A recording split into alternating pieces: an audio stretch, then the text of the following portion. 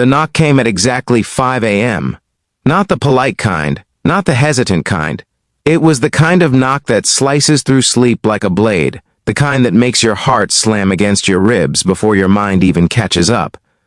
Jacob Harper was already awake before the second knock landed. His 6-year-old son, Mason, stirred in the next room, and Jacob felt that familiar wave of fear crash over him. Nothing good ever arrives at a single father's door before sunrise.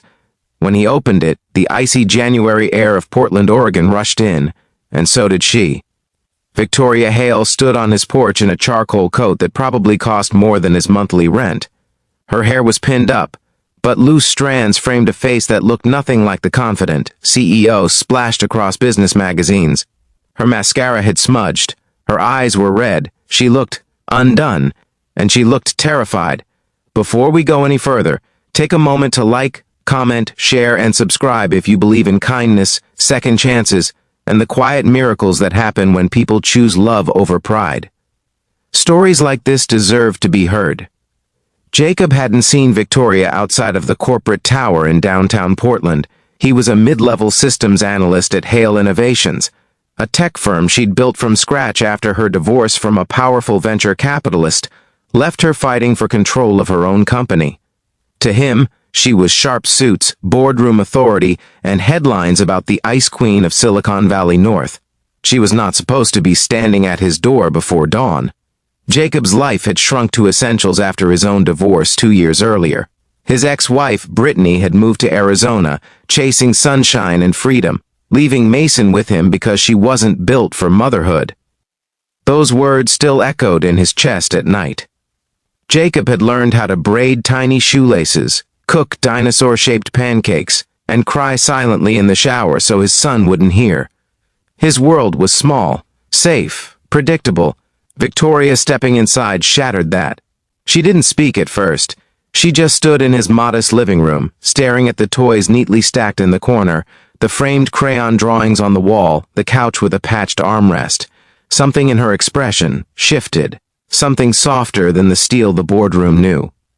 Jacob offered coffee because that's what decent people do when chaos shows up.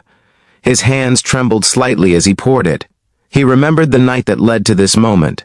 The company's annual winter gala had been extravagant, as always. Crystal chandeliers, polished speeches, investors laughing too loudly. Jacob had spent most of it making sure the event app didn't crash. Near midnight, he'd found Victoria alone on the terrace, staring at the Willamette River. She had looked exhausted then, too. He had made a reckless joke when she mentioned how empty her penthouse felt. He'd said, half smiling, that if she ever got tired of echoing hallways, she could move into his 2-bedroom apartment. He'd laughed. She hadn't. Now she was here. Finally, she spoke. Not in the commanding tone employees knew, but in a voice that sounded almost unfamiliar to her.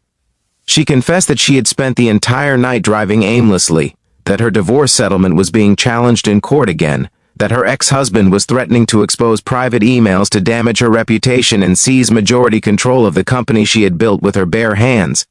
But that wasn't what broke her. What broke her was the silence in her penthouse afterward. The realization that she had won every professional battle and still had no one to sit beside her in the dark.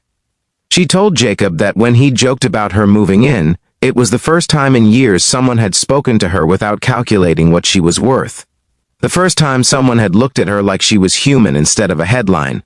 Jacob felt something twist inside him. He was no knight. He was a tired father who worked overtime and reheated leftovers. He barely held his own life together. What could he possibly offer a woman like her?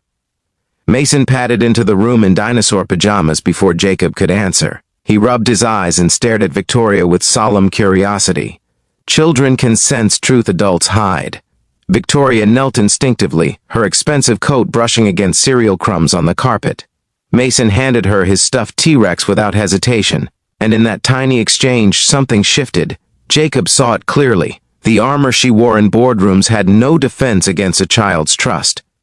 Over the next hour, as the sky lightened outside, Victoria confessed more than legal troubles. She admitted she didn't know how to be anything but powerful, that after her divorce, she had promised herself she would never need anyone again.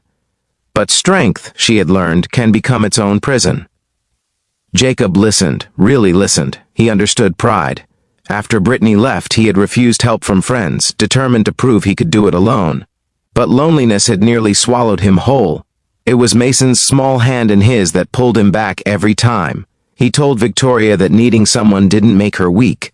It made her alive. The confession that changed everything came quietly. She wasn't at his door because of business.